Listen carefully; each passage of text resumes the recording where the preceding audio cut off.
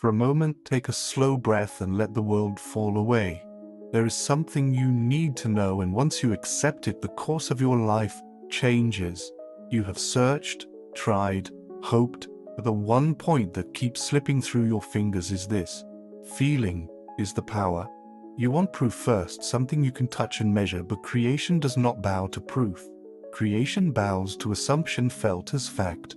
The secret is to assume, to believe, and most of all, to feel that what you desire is already yours. So tell me plainly, what do you want? Love, success, wealth, health? It does not matter. All things are possible when you learn to feel the end as present. The instant you step into the inner reality of your wish fulfilled, the unseen begins to move the scene. You do not need permission. You do not need to beg. And you do not need to chase. You need only to shift within and accept without resistance that your desire is already yours. Tonight, before sleep, enter that gentle, drowsy doorway where the mind loosens and the heart hears. Do not merely see the life you want, feel it. Feel the warmth of companionship if you seek love. Feel the quiet certainty of success if you seek wealth. Feel the ease and aliveness of a sound body if you seek healing. Hold the feeling until it settles, until it becomes familiar, until it feels like home. Then release it. Walk by faith, not by frantic checking. The world must echo what you have accepted as true. You are the creator, the architect of your destiny. When you feel a thing as real, it is already underway. You were taught that struggle, sweat, and endless effort are the chief engines of achievement. Yet the shaping power is subtler and far greater. It is the assumption that your desire is already accomplished and the feeling of its truth. Right now, choose a single desire. Notice how the mind wants to calculate the method, the timeline, the odds. That is the conditioning of the senses which demand evidence before belief. Creation works in reverse. Believe first and the evidence appears. Everything now in your life reflects past assumptions and dominant feelings. Much of what you have did not arrive by force. It came because, at some level, you felt it belonged to you. The home, the companions, the opportunities. Each was once an invisible feeling, a quiet inner state before it stood in front of you. The common error is to picture a new life while feeling the old lack. People speak affirmations of wealth while feeling poor, declare love while feeling lonely, and grind forward while believing success is difficult. The contradiction cancels the seed. It is not words alone that manifest, but the feeling that powers them. Feeling is the living substance of creation, the hand that molds the clay. Close your eyes and move into the end. Do not only watch it, inhabit it. Feel the peace of sufficiency, the ease of accomplishment, the joy of being loved. Let it sink in until it is natural, not as a dream you hope to qualify for, but as a memory you are recalling. This is not idle fantasy. This is the workshop where the outer world is quieted and the inner law goes to work. You may not see an immediate change. That is fine. The unseen is already arranging the visible. Stay faithful to the new feeling. Speak from it. Walk in it. Rest in it. Do not let appearances bait you into doubt. Circumstances are effects, not causes. Persist in the feeling of the wish fulfilled, and the world will organize itself accordingly. For feeling is the secret, and you become what you consent to feel as true. Your imagination is the foundation of your reality. Every structure, artwork, and achievement began as an image accepted as true. Your current results are the outpicturing of prior assumptions, whether you notice them or not. If you wish to change what you see, first change what you are willing to feel. The outer world holds no power over you unless you grant it authority. It is a mirror. If you frown at it, it will not smile. Change the inner countenance and the reflection must follow. This is why detachment matters. When you cling to appearances, you keep repeating them. Rise above the report of the senses and live from the deeper knowing that what you consent to feel now becomes tomorrow's fact. Do not beg for what is already yours, in seed form. Desire itself is evidence of possession in the unseen. Most people keep their wish in the future by waiting for signs before they allow themselves to feel fulfilled. That habit plants the feeling of not yet and harvests delay. Instead, dwell in the end. Ask, how would I feel if it were already done? Let that feeling lead your words, your gait, your choices. Release the how. The how is not your part. The same wisdom that grows the seed will shape the path. You do not dig up the seed to check for roots. You water it with faithful feeling and give it time. Each night, as you drift into sleep, your conscious guard relaxes and the subconscious receives. Do not deliver worry to that holy doorway. Enter with the end fulfilled. Hear what you would hear if the desire were a fact. Feel what you would feel if the desire were ordinary and present. Let it be easy, like remembering. Feeling is the language the deeper mind understands. Feed it images if you must, but saturate them with emotion. Fall asleep in that acceptance. In due season, you will awaken to a world bending to your inner verdict. Faith is not waiting for proof. Faith is inner certainty before proof. It is not passive, it is a way of being. It speaks as though the prayer is answered, walks as though the promise is kept, and rests as though the matter is settled. The wavering mind plants and uproots, and wonders why nothing grows. The faithful mind plants once and nourishes daily with the same quiet feeling, allowing the unseen to work undisturbed. Guard your inner speech and feeling. Consciousness is impartial. It returns to you the state you wear most often. If you feed fear and lack, you will meet them again. If you nourish gratitude, sufficiency, and quiet confidence, you will meet them as conditions, companions, and opportunities. Shift your inner climate and your outer weather will change. Choose the present moment as your workshop. The past is useful only as a lesson, not as a sentence. The future is shaped here, in the now, by the feeling you consent to occupy. Release the urge to control every step. Flow like the river that trusts its course. Take action, yes, but let it be inspired action, simple, timely, obvious actions that arise from the state you have assumed. Gratitude keeps your heart aligned with sufficiency. Self-respect and self-care signal your subconscious that you are worthy of good and expect it.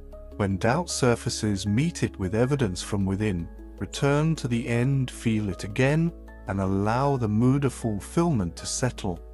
Persist, not with strain, but with steadiness. The physical takes time to reflect the spiritual decree, yet reflect it must.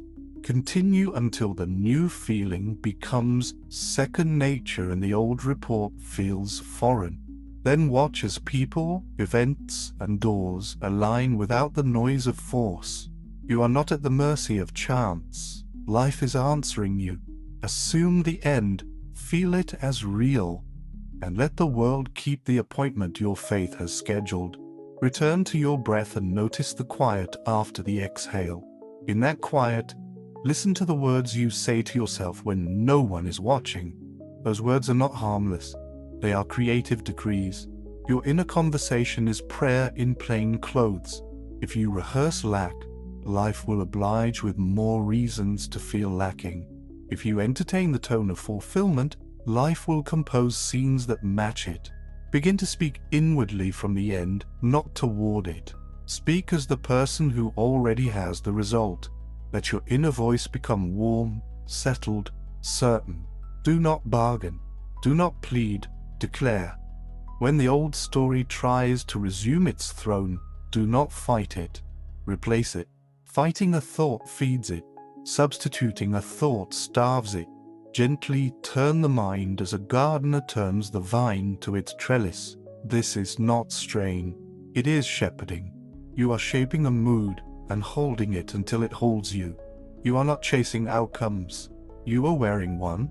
If you fear backsliding, use the simple art of revision. Take a scene from the day that stung or disappointed and, in imagination, rewrite it to a satisfying end. Feel the ease of it having gone well. Hear what you would have heard had things worked in your favor. Let the new scene end on relief or gratitude, then drop it. You are not falsifying history. You are healing memory at its root, and the healed root yields different fruit. Do this at night when the mind is soft and the subconscious listens without argument. Over time, the outer world reorders itself around the new past you carry inside. When impatience rises, remember that a bridge of incidents often spans where you are and where you have decided to be. You do not need to design that bridge. Walk your days with the quiet confidence of a traveler who already knows the destination and treats every turn as part of the route. Some events may look irrelevant or even contrary. Withhold judgment. Many answers enter your life disguised as detours.